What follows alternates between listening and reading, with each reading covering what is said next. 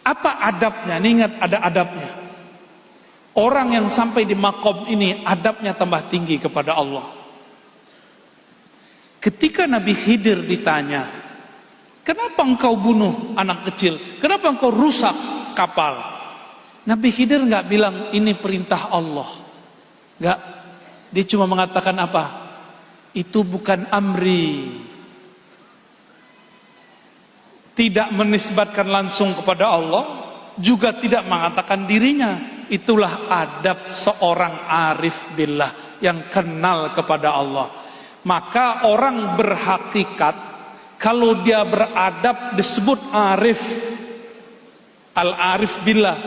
Jika dia tidak beradab, maka dia disebut iblis atau bani iblis.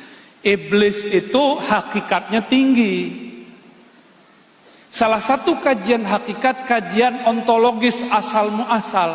Apa kata iblis mendebat Allah? Khalaqtani min nar wa khalaqtahu min tin. Ini kan tinggi hakikatnya iblis. Ya Allah, engkau ciptakan aku dari api, sedangkan dia dari tanah. Asal muasal, ilmu anasir namanya. Hakikat iblis benar. Iblis gak mau sujud kepada makhluk, benar gak? Sujud hanya kepada engkau ya Allah. Berarti iblis ini terhijab. Dia gak sampai kepada tauhid level 3 aja gak nyampe. Nabi Adam itu tajalliyat asma Allah. Wa 'allama Adamal asma'a kullaha. Allah, kalau bahasa umumnya, Allah tajallikan asma'nya kepada Adam semuanya.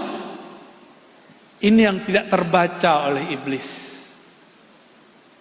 Maka jangan heran orang-orang ahli zikir, ahli kolbu itu tidak akan dapat dibaca hakikat kolbunya oleh orang-orang yang masih pada tataran-tataran rasio dan intelektual, atau baru baca-baca kitab yang tertulis, belum kitab yang tersirat. Itu dimaklumi.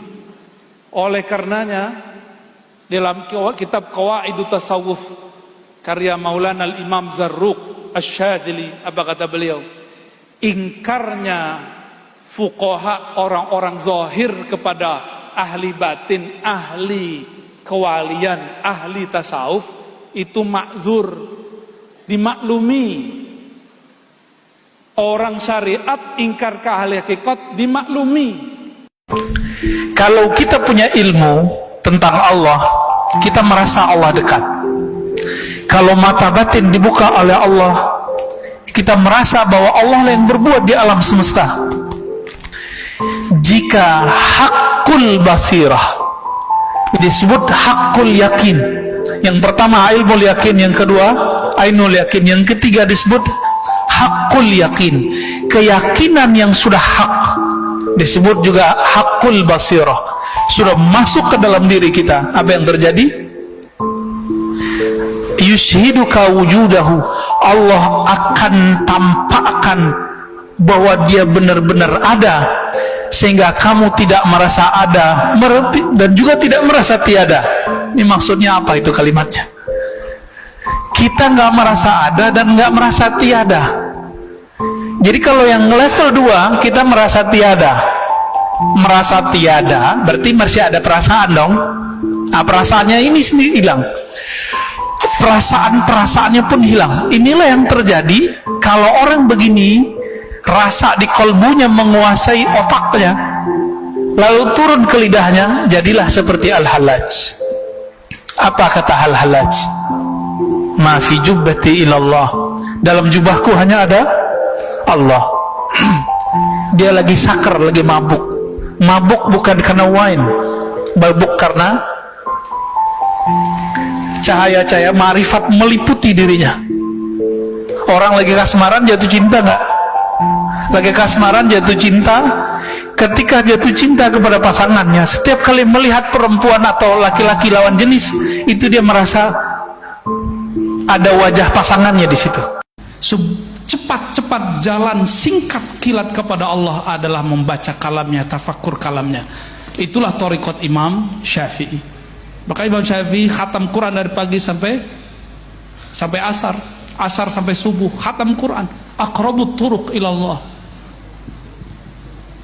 Itu tadabbur. Maka tadabbur akhirul wusul ilallah, wusul ila ma'rifatil kalam wa man yatakallam. Ya, lain dengan tafakkur. Di surat Al-Imran jelas, wa yatafakkaruna fi khalqis samawati wal ard. Ini yang mesti kita matchkan. Kalau enggak match, enggak munasib, akan kebalik-balik sampai nanti. Maka yang kita kritisi bukan Tuhannya, bukan kalamnya, tapi yang tidak matching dalam uslub fikir kita. Yatafakkaruna fi khalq. Nah, ini kata kuncinya. Mereka tafakkur mengenai penciptaan alam. Maka fikrah, dia hanya mampu mencapai ranah yang disebut makhluk. Sedangkan tadabbur, dia tembus kepada Khalik. Jadi bolehkah mengenal Allah? Boleh. Mungkinkah mengenal Allah? Amkan, bal lebih mungkin. Tetapi tidak boleh memfikirkan Allah. Lalu kenapa fas'alu ahlal dzikri? Kau bukan ahlul fikri? Sudah terjawab? Al-fikr di Quran tidak pernah digunakan kata ism, selalu fi'il. Apa artinya? Yadullu ala subut, menunjukkan bahwa ini tetap. La yataghayyar amma sabaq, huwa al-an kama kan.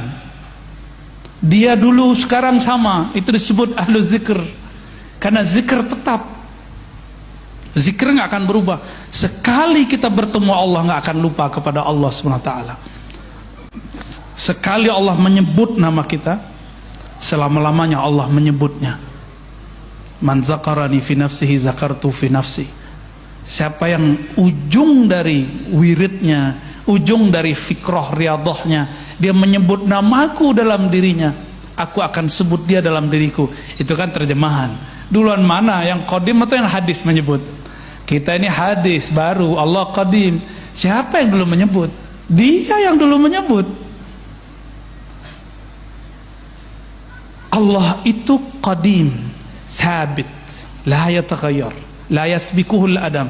Maka ahlu zikr qalbuhu muta'alliq bi muqallibil qulub wa huwa thabitun daimun abadiyun sarbadiyun. Si qalbu ini, jika dia ahli zikir, qalbunya langsung berkiblat kepada Allah yang tidak pernah berubah-ubah. Disitulah fas'alu ahla dzikr. Tapi kalau fas'alu al fikr, hari ini tanya lain, besok lain. Apalagi ahlul hifz, hafalannya bisa hilang-hilang. Masalah syariat hakikat tarekat ma'rifat, ini Buya kebetulan ahlinya. Sekarang kita ini terkadang orang yang ahli ibadah hanya di tataran syariat saja. Kalau hanya mengandalkan hanya rajin ibadah ke masjid saja, kalau kamu tidak bertariqat, maka kamu tidak akan naik kelas katanya. Dan di sini saling klaim. Ya. Apakah orang yang selalu bersyariat, beribadah, hanya mengikuti 5 waktu, hanya rajin ibadah, akan selamanya tidak naik kelas seperti orang-orang yang hakikat, tarekat dan ma'rifat seperti itu? Mohon penjelasan. Pertama, kalau cuma syariat doang, benar nggak seperti yang dikatakan orang nggak naik kelas? Kelas apa nih? Sebenarnya syariat itu mencakup zahir dan batin. Namun karena perkembangan zaman, ulama kita supaya orang mudah memahami, jalan yang zahir bahasa Arabnya syariat, jalan yang batin namanya thariqat. Gitu. Jadi ini bukan bertentangan, ini satu kesatuan. Contoh gini, adakah